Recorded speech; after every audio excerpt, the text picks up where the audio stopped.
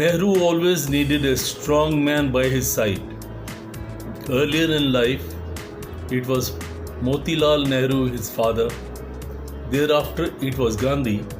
And finally, after independence, it was Sardar Patel. In April 1950, there was a near revolt by the Bengalis in Kolkata over the Nehru-Liaquat Pact. In the wake of communal rioting in East Pakistan, Mountbatten wrote to Patel, "You have for years been the strong man of India.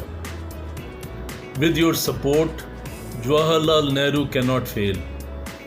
I do not believe there is one man in the country who would stand up to you when you make up your mind." Patel was not Nehru's side when China annexed Tibet. The US showed its desire to help Tibet by whatever means possible. A weak-hearted, vacillating Nehru requested that Washington refrain from publicly condemning China. Nehru accepted annexation quietly. Nehru woke up to the realities of the grim situation in 1962 in China's undeclared war on India. Nehru's pride of a non-aligned leader had not permitted him to see what was happening. The situation in the NEFA command has deteriorated still further.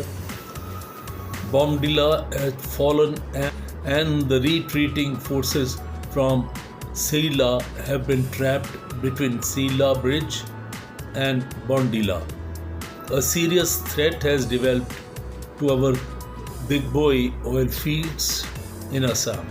With the advance of the Chinese massive strength, the entire Brahmaputra valley is seriously threatened, and unless something is done immediately to stem the tide, the whole of Assam, Tripura, Manipur and Nagaland will also pass into Chinese hands.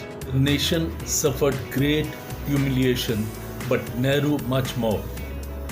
For him, this was worldwide. Dr. Radhakrishnan echoed the nation's sentiments most correctly when he said, "People listened to Nehru while Nehru believed in Chinese."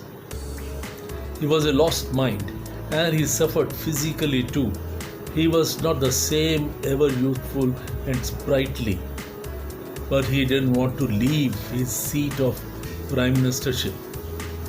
He preferred to continue in that pathetic state of mind and body till his death at the end of May 1964. Had Nehru listened to Patel, India's power and prestige would have been far different.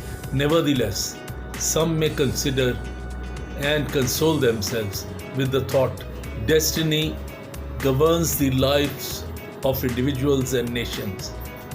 What nonsense!